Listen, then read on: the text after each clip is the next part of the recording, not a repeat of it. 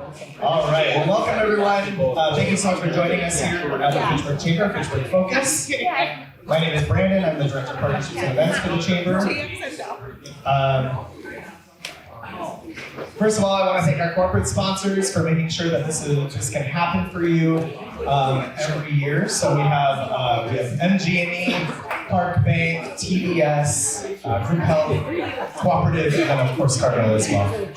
I want to thank our partners today. We have Fact TV is here recording this, so if you want to take a look at the presentation later, you're welcome to do that. And then we are in a brand new space for you today, so thank you so much to Blue Plate Catering and the Fowler.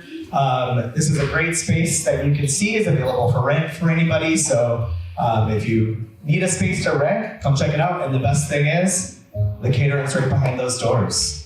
So it's easy, accessible, and everything. So if you're looking for that, please check out the Fowler. Thank you, Jeffrey. I got you. The nice coffee jazz kind of gets the mood going.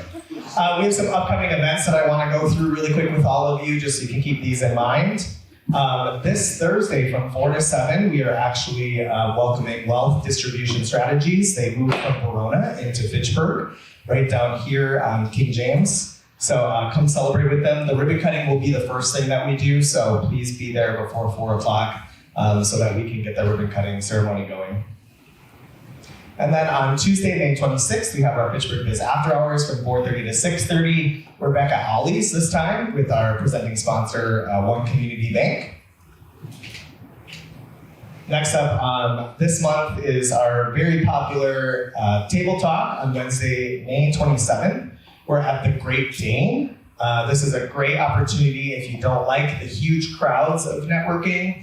These are smaller groups of people, and I only allow 2 people per industry. So come to this. I only allow 16 people, so we do it 2 tables of 8, and you get to have lunch on your own. We don't pay for it, but for you guys. So that's on your own. I don't know how much you're gonna eat.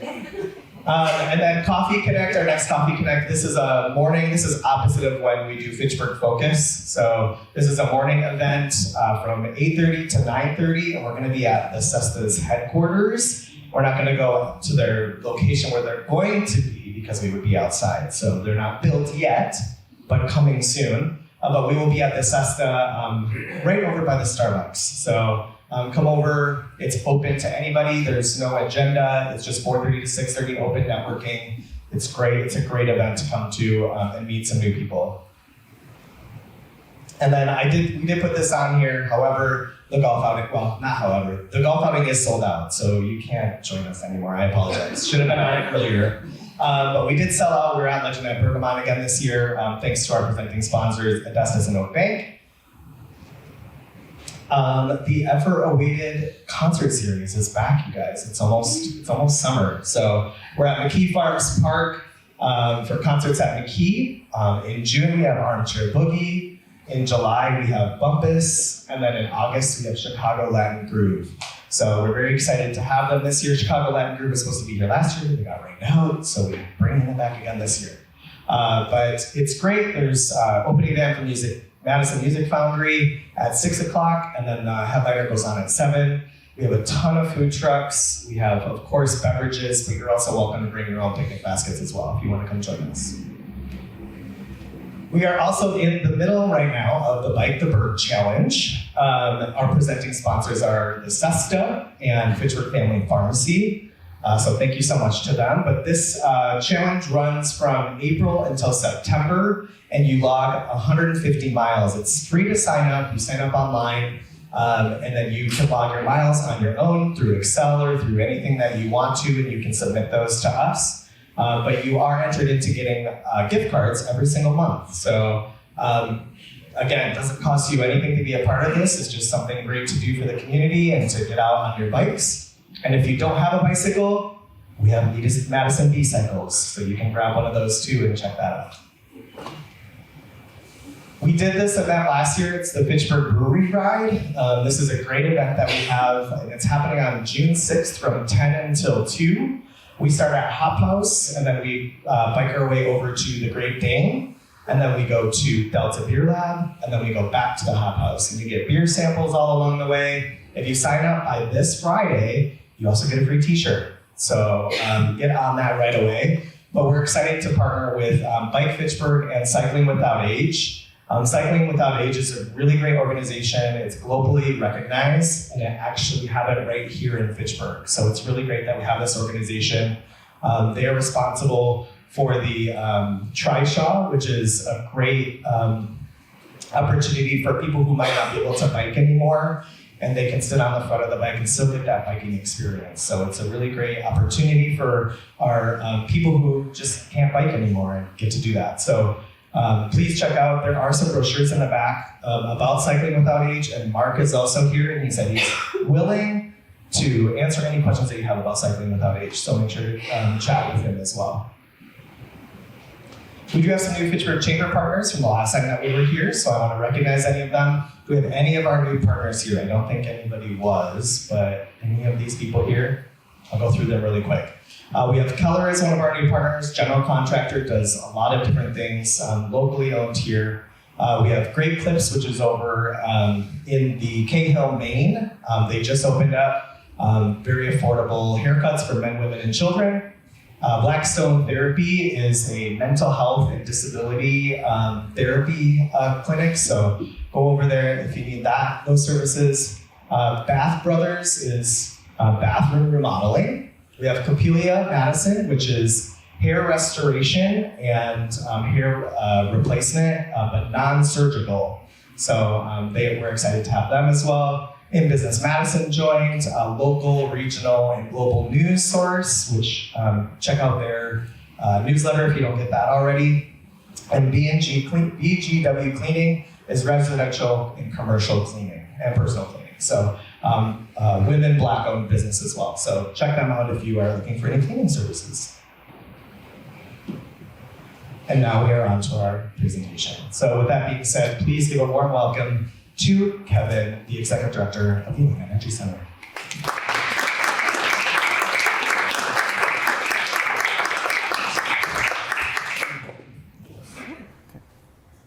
Hold on, it was skipping really quick. Here you go. Oh. Well, as you can tell, I shaved.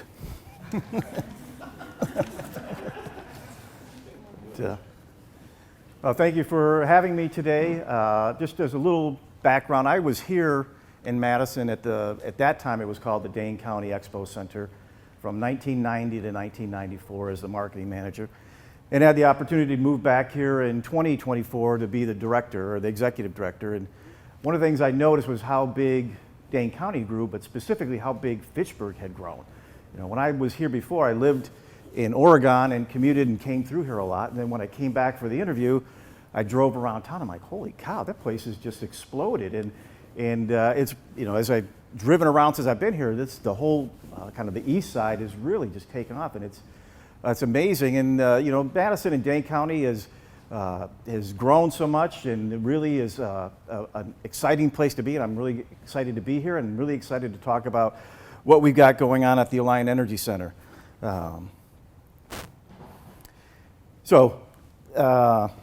You know, the Alliant Energy Center and the Veterans Memorial Coliseum are really an integral part of the community. Many of you, I would assume, saw your first live concert in the Coliseum, or attended the Dairy Expo, or the Fishing Expo, or many of the horse and cattle shows we have. But it's more than just a place for entertainment. It really is a conduit for economic development and an attraction that enhances the quality of life for all of our residents. One of our priorities in redeveloping the campus is to ensure that we had public input. And since the campus is such an integral part of the community, we've heard from folks who live nearby, who are event planners, who are attendees or residents. In fact, in the last year, we held 6 public events to gain feedback. In March alone, we held 3 public forums and received very positive responses. And I know some of you in here I met at that event, so it's great to see you again, and hopefully I share some new information that makes it worthwhile for you to be here. But nearly everyone I've spoken to have lifelong memories of events they attended at the Coliseum and look forward to the day when they can make more memories. Coliseum has been a fixture in Madison for over 59 years and has been the source of entertainment for millions of people. So I'm excited to talk to people about the building and when they share their memories, about the concert that they went to, the energy of the Badgers hockey games, or when they watched their kids walk across the stage for graduation. It's been part of our lives for generations. We like to say it's a building that makes memories for a lifetime. So let's talk about the goals that Dane County has in trying to accomplish with this project. Our goal is to revitalize the Coliseum and use that investment as a catalyst for broader redevelopment of the Alliant Energy Center campus. This is about more than just one building. It is about strengthening the entire campus so that it continues serving residents and attracting visitors for decades to come. We also want to deliver meaningful economic and fiscal benefits for Dane County. A modernized venue will help attract nationally prominent entertainment events, bring more visitors to our region, and generate economic activity for local businesses.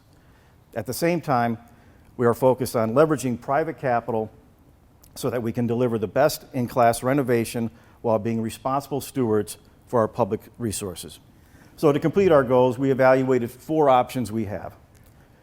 Do nothing, build a new arena, self-perform a renovation, or engage in public-private partnership called P3.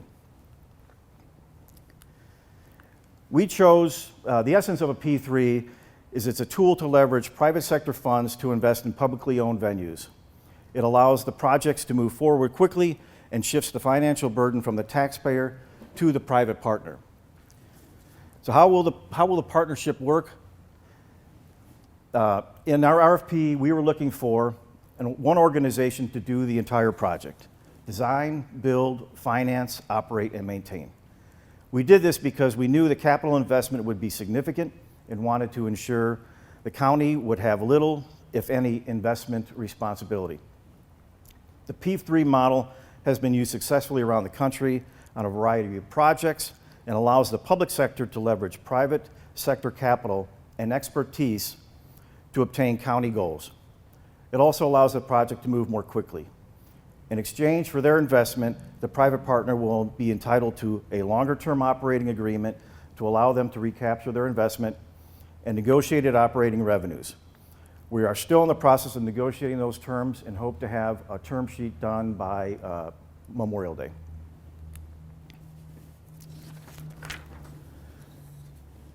So the partner so in the fall of 2025, we issued an RFP looking for a partner to fund, renovate, operate, and maintain the Coliseum. We knew that there were limited organizations available to do all aspects of the project, so we were not surprised when we only had one proposal. And we are excited that the one organization that did respond has deep ties to Dane County and the Coliseum. FPC Live had their headquarters in the Coliseum for decades. They were the ones that put the Coliseum on the map for live entertainment and turned Madison into a strong mid-major market. They are the ones who not only filled the Coliseum seats since 1967, but also have sold out shows at Camp Randall Stadium and the Kohl Center. They are recognized around the country as one of the best producers of live entertainment, and we are lucky to have them headquartered in Dane County. They also bring a vision that will really change the feel of the Coliseum and enhance the guest experience. So FPC Live's proposal will revitalize the Coliseum into a state-of-the-art, music-first, multi-purpose venue. A music-first venue simply means it is designed to accommodate the needs of today's touring artists and the fans who attend the events. And since FPC Live is in the business of producing live touring events, that will be their core mission. However, that doesn't mean that's all they will do. The improved facility will be an ideal location for comedy shows, family shows like Harlem Globetrotters, Sesame Street Live, graduations, Love Volleyball, which is a current tenant of ours and is really excited about the plans for the Coliseum. And we think it will complement the expanded exhibition hall as an ideal location for conferences and conventions, acting as the general session location for many of these types of events. Their vision is to reimagine the Coliseum not as a traditional arena, but more as a theater. As you can see in this rendering, the round seating bowl gets converted into a more of a theater feel with all the chairs facing the stage. And the stage is in this area right here. So for a concert setup, the stage would be here and this event floor space would be filled in with seats, bringing the capacity to about 6,800 people. And you can see that everybody's got a clear sight line for the seat or for the stage, as opposed to in the previous Coliseum, the seats would be all around the back here, and you would have side view seats. The nice thing about this configuration as well is that it allows us to do a lot of the sporting events that we currently do. So Love Volleyball would set up their court in the middle. Harlem Globetrotters would set up their court here as well. Gives everybody a great close view of the entertainment. But also this setup is perfect for graduations, general sessions for conventions. We can use it for trade shows when we have large trade shows that use the Coliseum or the exhibition hall. We do a lot of events that have exhibits in this space as well. So this gives us a lot of flexibility with this space. The other thing that they are doing, and if you've been to the Sylvie, you know that food and beverage is an important part of the mix there.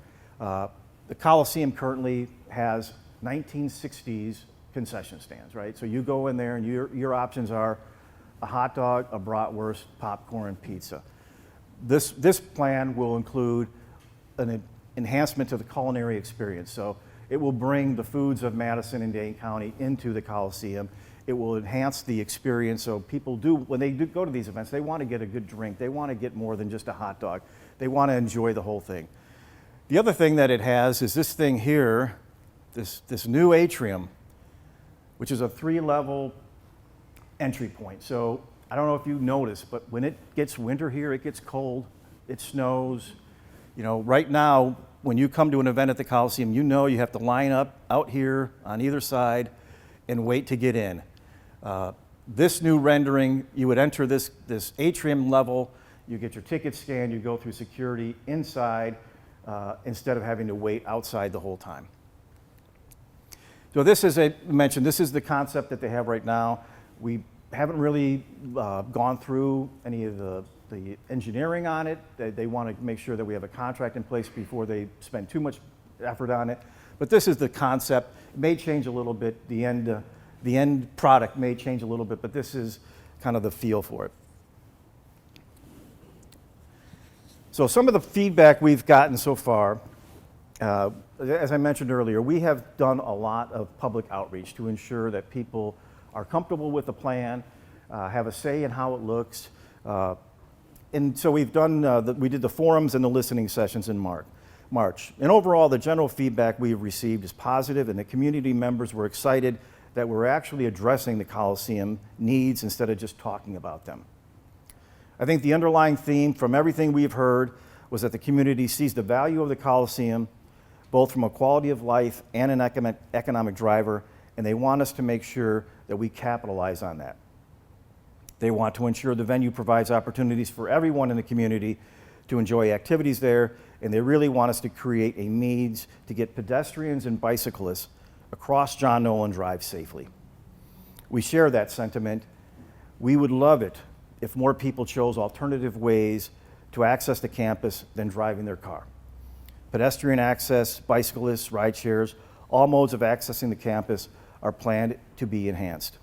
So I'm sure everybody wants to know when this is going to be open and when they can go in there and see their first concert. It's going to take us a while to get there. We are close to finalizing our agreement with FPC Live, and then they will spend the next 18 months getting their construction plans in place. We expect construction to start right after World Dairy Expo in 2027, which would be mid-October, with construction taking about 18 months. So we're planning a 2029 reopening. We have a lot of work to do before then, before the Coliseum hosts its first events, and we will continue to be transparent and let you know where we are in the process. I'd like to move on now to talk about the other big piece of the puzzle out there, which is the expansion of the exhibition hall. And this is a rendering of the first floor of the proposed exhibition hall. Currently,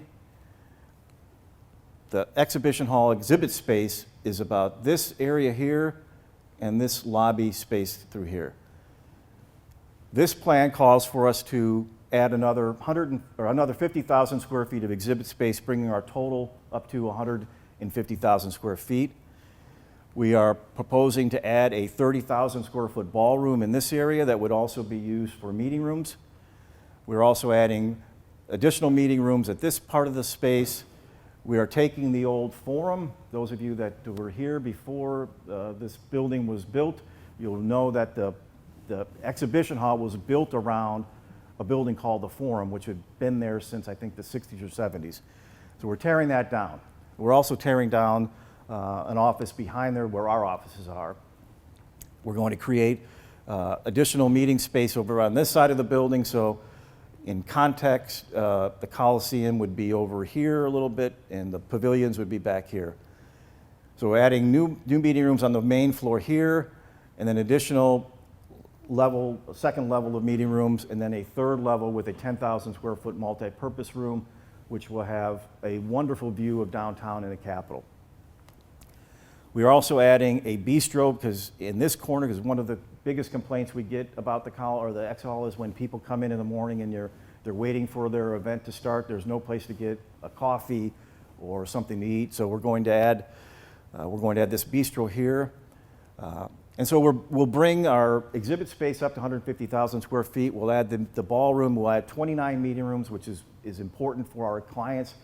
Everybody needs as much meeting room space as they can. We'll have a enhanced connection to our good neighbors and friends at the Spark.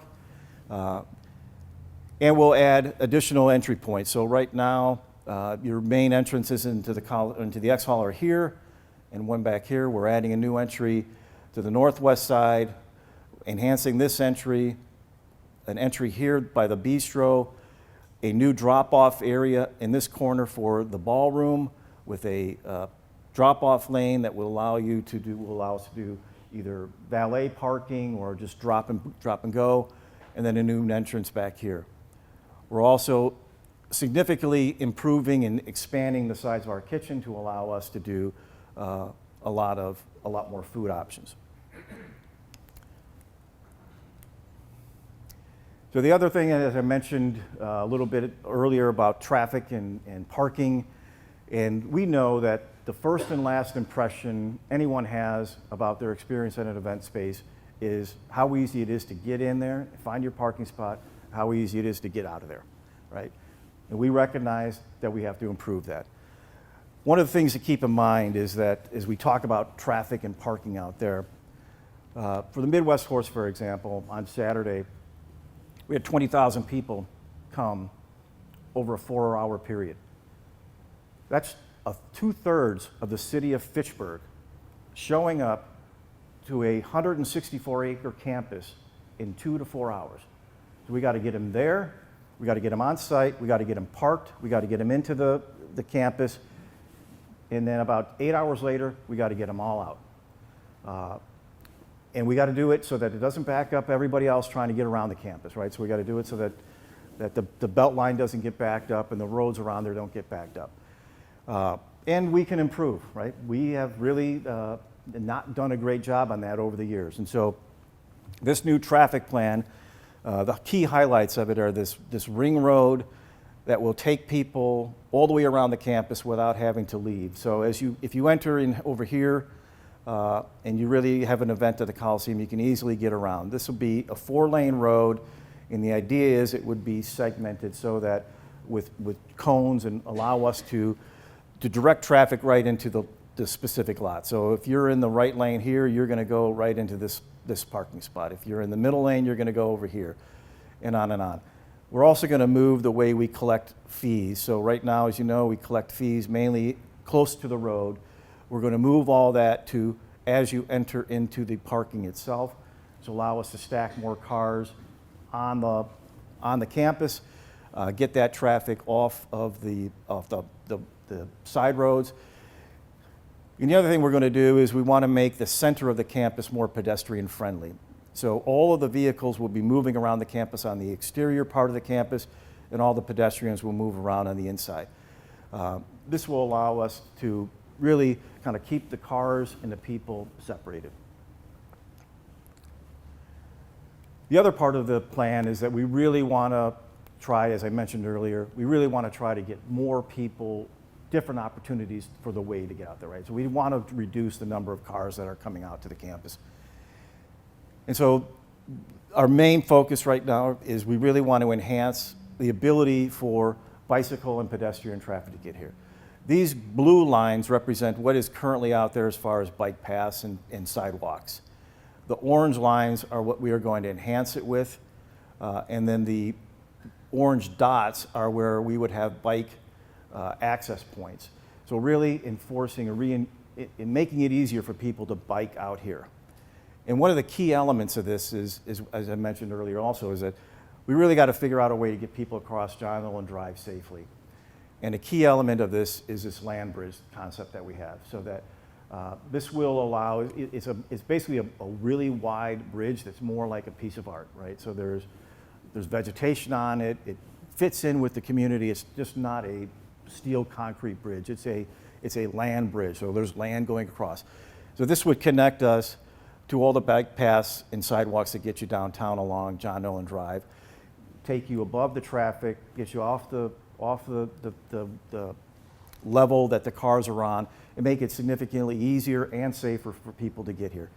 We do know that if we are doing 60 concerts a year as projected at the Coliseum, a lot of those people are younger people, a lot of those people live in downtown Madison, a lot of people want alternative ways to get to the Coliseum. And so having that land bridge is pretty much a critical piece to our plan here. The next piece of it is we want to really we want to make the campus more of a 365-day-a-year activation. And so when there's nothing going on at the Coliseum or the exhibition hall, we want there to still be activity out there.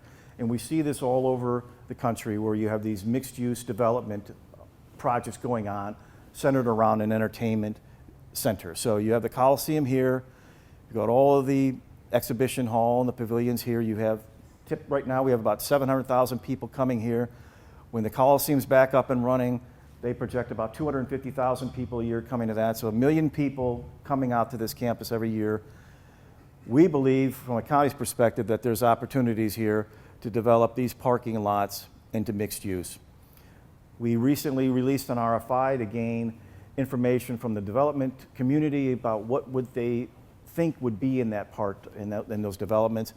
And these are the top responses we got. Restaurants, retail, hotel, multifamily housing, an indoor sports facility, entertainment-oriented commercial uses, and that would be stuff like, they call entertainment things now. So you go and there's maybe the axe throwing and you're having a restaurant, or there's a comedy club, or those kind of things. And then public gathering spaces. And the nice thing about this is it allows us to take 17 acres of the campus and develop it into private uses, which then takes those 17 acres and takes them from non-taxable land to taxable land. And our initial responses that we got from the development community, thinking that the development in these two areas might generate about $150 million worth of assessed value that would enhance all of us, right? All of us that live in Dane County want to see more taxable value, so that adds to the tax rolls and allows us to do a lot of things that we want to get done in this town. What we envision is that this piece of the campus would be primarily residential, as it's a little further away from all the activity, and it would complement what is proposed on the other side of Olin Avenue. This would be mixed use, so this would be a combination of multifamily housing, restaurants, some small office space, maybe the entertainment area, maybe a little retail in here as well. And then we are also in communication with the current owners of the Spark Hotel to build a new hotel on this part of the campus connected to the exhibition hall. And included in there would be a parking structure that would be enclosed. So as we talk about the parking that we're going to lose in this area for this development, it's about 800 stalls. Between this development and the enhancements to the parking in this area, it's really a net neutral proposition. So even though we're developing this land and taking parking lots away, we aren't losing any parking stalls. That concludes my presentation. So I'm happy to ask any or take any questions. I'll ask the questions if you like, but I'll. Yes, sir. When you annex the 17 acres from the site, do you have any parking concerns with the higher, usage count? So anything that's developed in the mixed-use area will have to include all the parking they will need to operate. So if there's housing in there, they will have to accommodate for their housing. They will not be able to utilize our parking for that. We anticipate that some of it will be restaurants and other activities that might complement us, so their people would be able to go there and eat first and park there and then go to the events. We expect that with what was proposed there, probably they would have to develop between 1,000 and 1,200 parking stalls to accommodate their needs. And that would all be below grade. Willow Island, it looked like that wasn't changing, it looked like that was still there from the picture. Is there any plan to enhance or change? So Willow Island is an interesting little nugget, right? Because there is a lot of opportunity out there. A shameful plug, next week is Bratfest. 100,000 people will be out there eating brats. I will be volunteering on Saturday from 3 to 5 if you want to come and buy a brat from me. I'm happy to sell you one. But it is also an integral part for the ag-related events that we use for camping, right? So there's 100 camping stalls out there. We utilize every one of them for Midwest Horse Fair, World Dairy Expo, Madison Classic. All of those ag events need camping.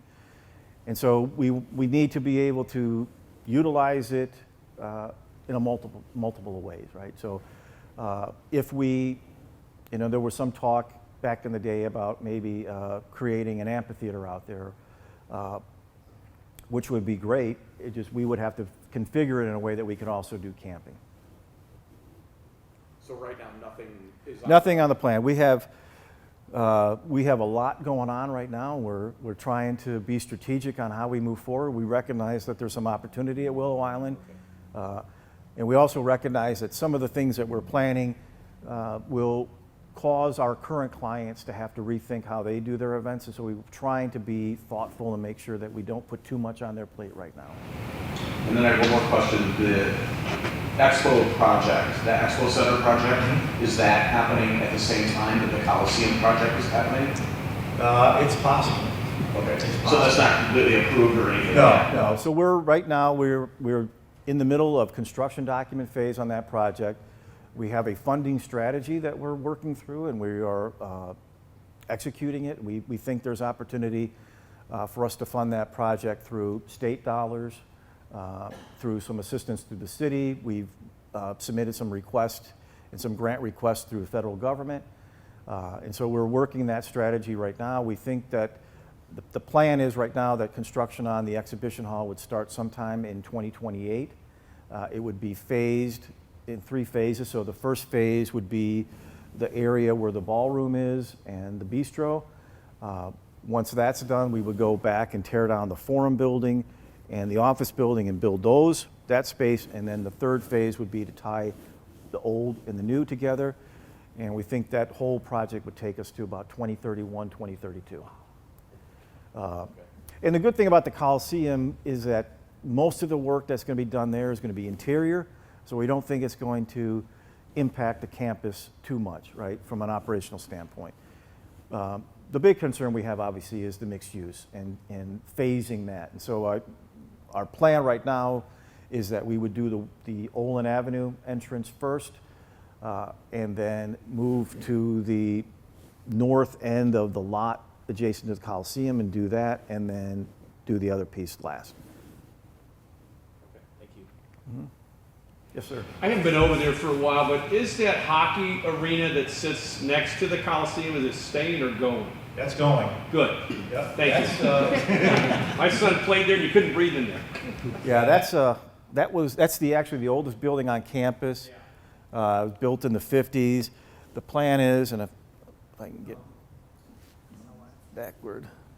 So in this plan, you can see it's the arena building right now sits about right here. And what we want to do is create kind of a central plaza for the campus. So this would be kind of the town hall for the campus. What we do utilize that building for a lot of the ag events that we do. So Midwest Horse Fair uses it as a show ring. So part of the plan is then to create an equestrian center in the back of the building or the campus.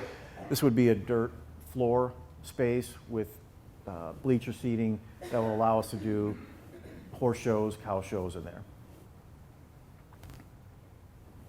Yes. I'm not quite sure how to pose this, but we all know, looking at concerts around the country, that $50 tickets soon become $500 tickets because people who get it. Greed associated with entertainment is phenomenal. And I'm very concerned about the fact that this will be a beautiful facility. It is great potential, but also it needs to be affordable for people. Many people can't pay $500 a ticket. And if Frank Productions says, well, that may be true, but we can get that. Is there some way that we can make it possible for people with a middle or lower income to actually use this facility? Yeah, absolutely, yeah.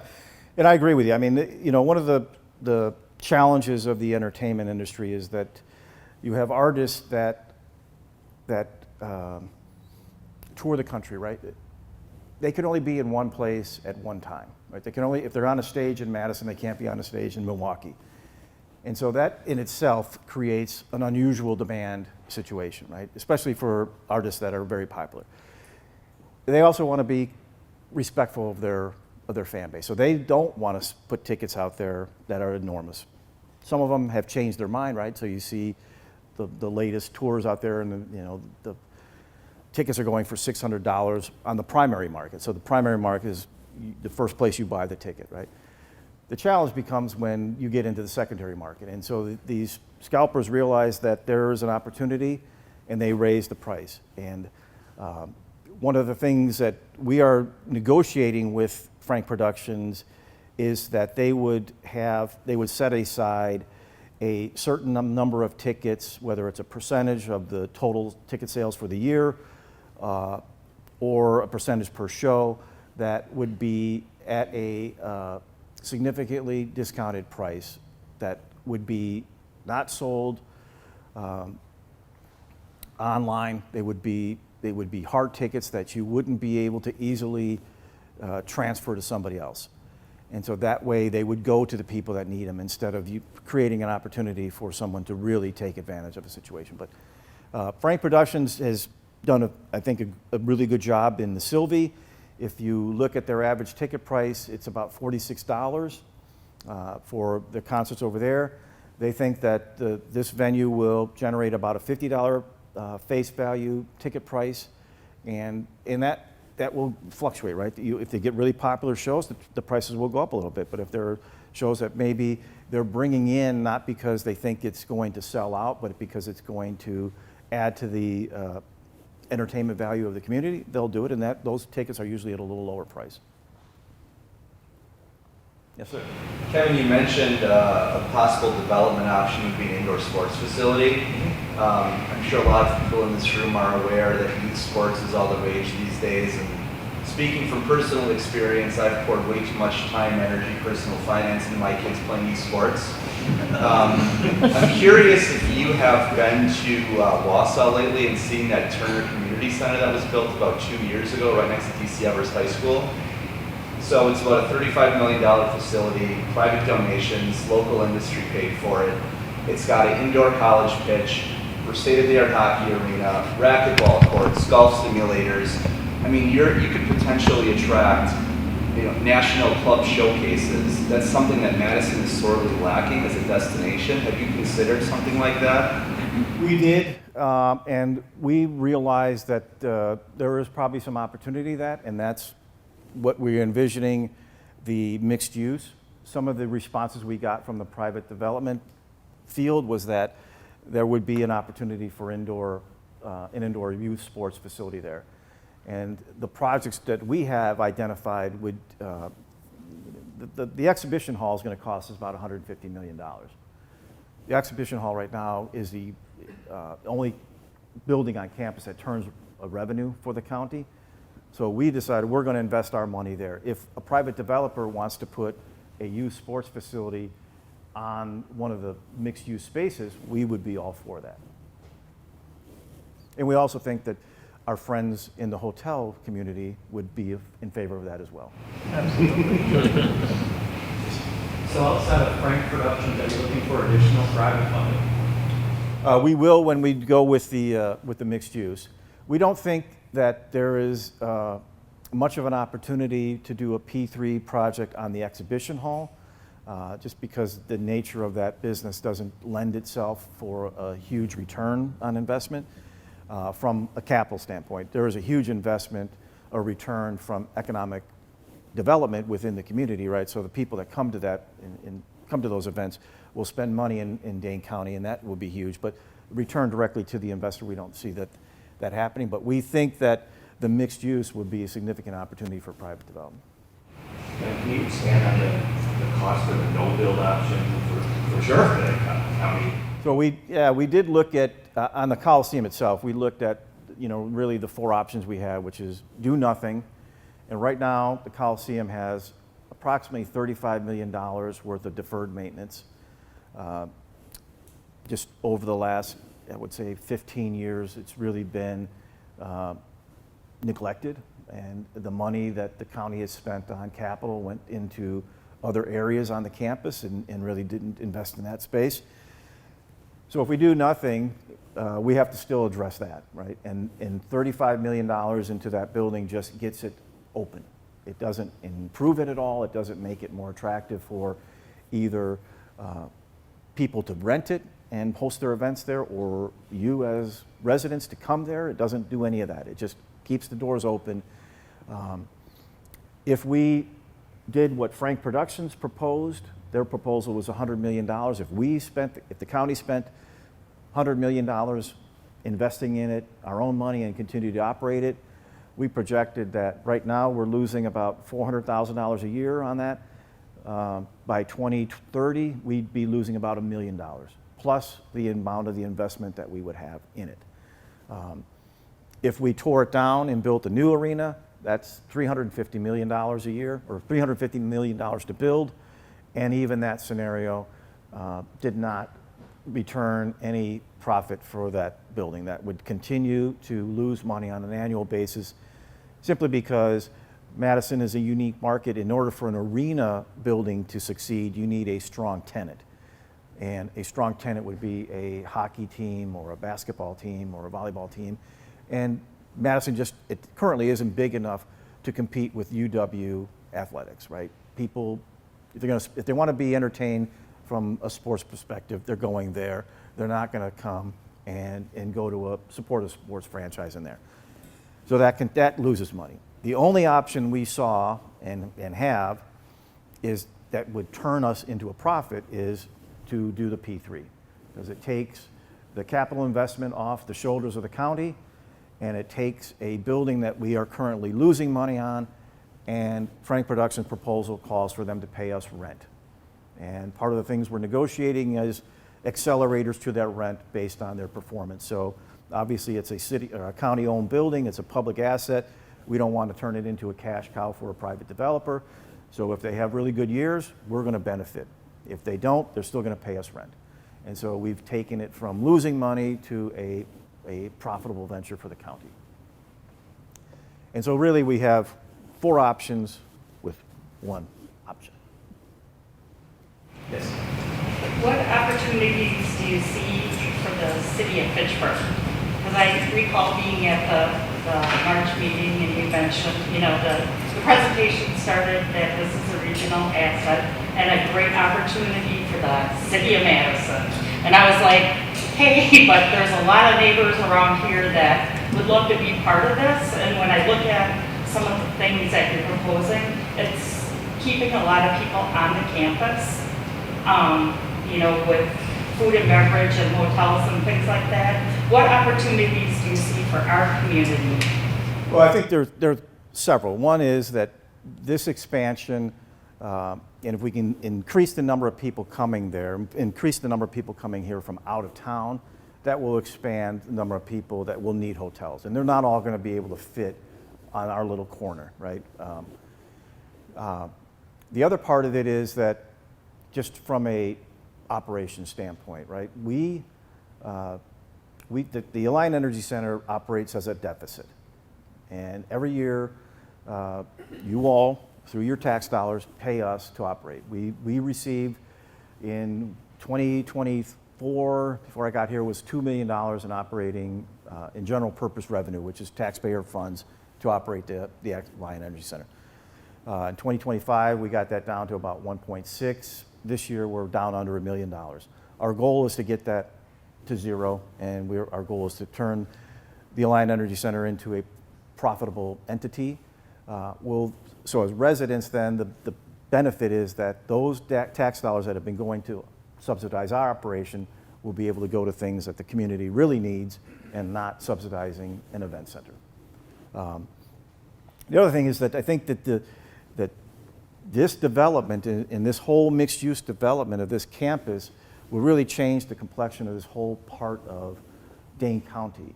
And I think a lot of that will spill over the Beltline into Fitchburg, right? If there's more development in this part of the community, we all know that development spurs additional development. And we think there's probably some opportunities for some additional development on the other side of the Beltline. So when you get somebody that's interested in doing the mixed use, will you be reaching out to the communities as a whole? Because, some communities are doing a lot of future planning, and all of a sudden if we're working on something and putting our time into it, and then all of a sudden somebody steals our idea, it's kind of unfortunate for us to not have a better working partnership with.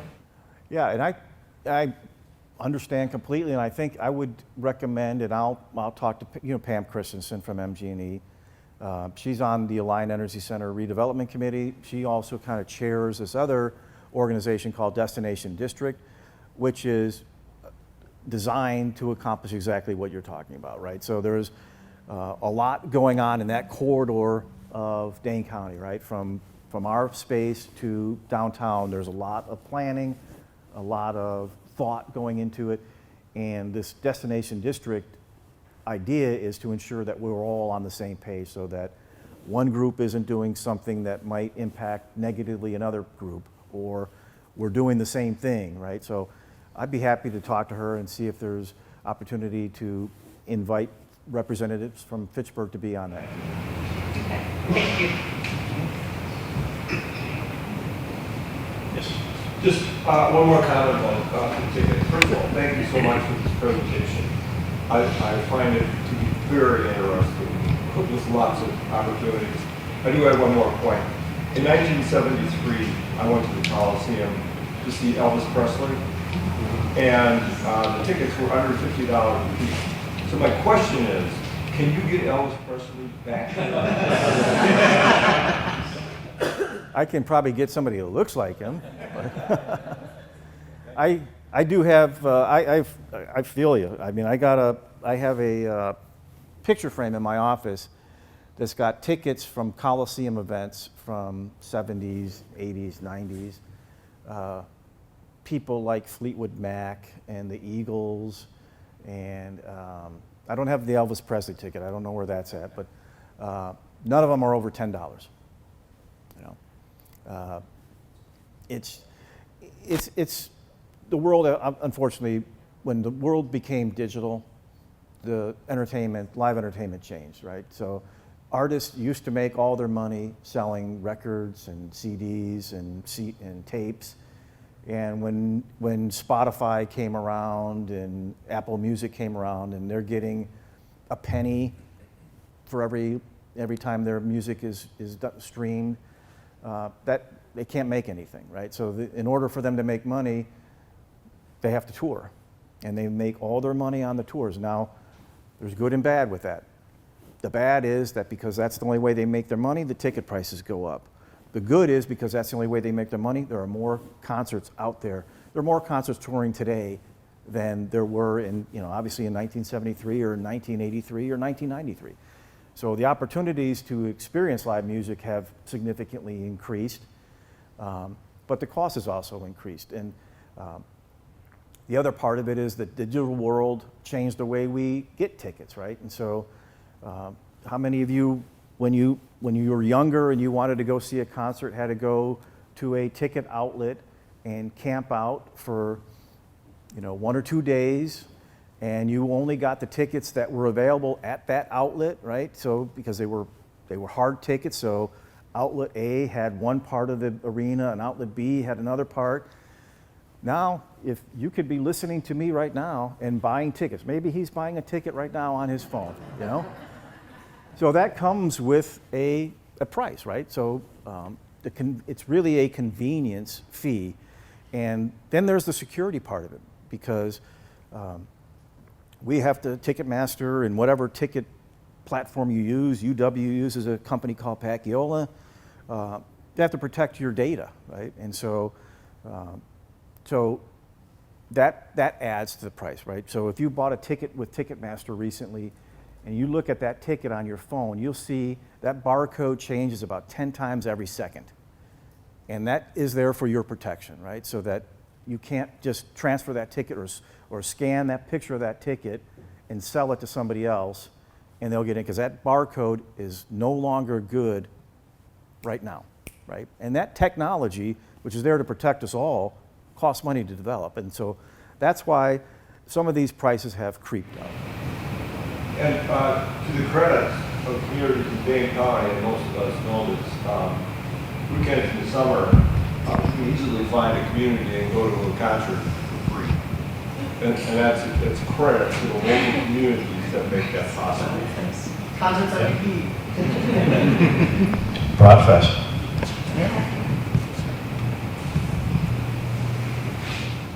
All right, well, thank you very much for your time, and happy to answer any more questions you have. Thank you. Thank you.